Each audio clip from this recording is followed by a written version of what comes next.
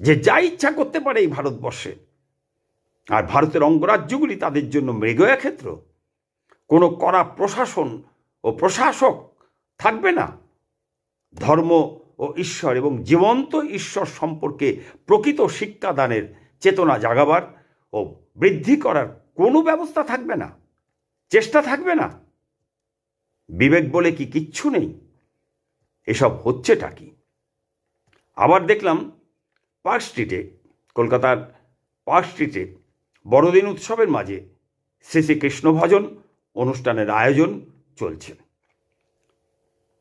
Park স্ট্রিটে বড়দিন পালনের মাঝে রাস্তার উপর তুমুল কীর্তন চলছে। আবার দেখলাম এক চার্চের বাইরে হনুমান চল্লিশা পাঠ হচ্ছে।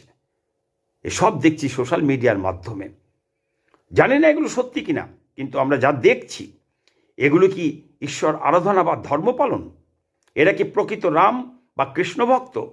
এগুলো কারা করছে, কেন করছে, কাদের নির্দেশে, কোন ধর্মীয় প্রতিষ্ঠান বা রাজনৈতিক দল করছে? হতাশ, অবসাদগ্রস্ত মন বলে এসব হচ্ছেটা কি? আবার দেখি হিন্দু সম্প্রদায়ের লোকেরা জয় শ্রীরাম জয় শ্রীকৃষ্ণ বললে অনেকের আবার অ্যালার্জি হচ্ছে। সাম্প্রদায়িক স্লোগান বলা হচ্ছে, উস্কানিমূলক আওয়াজ তোলা হচ্ছে বলে প্রতিবাদ করছে। আবার যখন এর উল্টোটা মুসলমান সম্প্রদায়ের লোকেরা আল্লাহ আকবার বলছে, যখন সাম্প্রদায়িক উস্কানিমূলক কথাবার্তা বলছে তখন চুপ থাকছে। কোনটা সাম্প্রদায়িক ধর্মীয় স্লোগান, কোনটা সাম্প্রদায়িক উস্কানিমূলক আওয়াজ? অবাক হয়ে ভাবি এসব হচ্ছেটা কি? এগুলো দেখা জনগণের দ্বারা নির্বাচিত জনপ্রতিনিধি ও সরকারের কাজ, তাই তো নাকি? প্রশাসনের কাজ নয়? সরকার বা প্রশাসন, জনপ্রতিনিধি দেশের ধর্ম, রাজনীতি, সাহিত্য, বিজ্ঞান ইত্যাদি সমস্ত ক্ষেত্রের ভীষ্মরা যদি মহাভারতের মতো চুপ করে থাকে তবে পুনরায় মহাভারত অবশ্যম্ভাবী।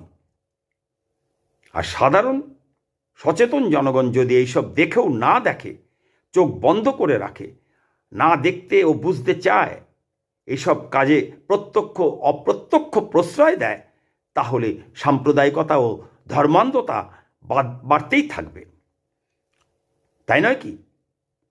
ধর্ম ও ঈশ্বর বিশ্বাসী প্রকৃত হিন্দু, মুসলমান, খ্রিস্টান, বৌদ্ধ ইত্যাদি সমস্ত সম্প্রদায়ের জ্ঞানী ভক্ত মানুষেরা কি প্রশ্ন তুলবে না কোনোদিনও যে প্রভু রামচন্দ্র, কৃষ্ণ, বুদ্ধ, যিশু, হজরত মুহাম্মদ, মহাপ্রভু রামকৃষ্ণ এরা কি শুধু তাঁদের অনুগামীদের দ্বারা তৈরি গোষ্ঠী বা সম্প্রদায়ের জন্য পৃথিবীতে মানুষ রূপে নেমে এসেছিলেন? তারা শুধু সেই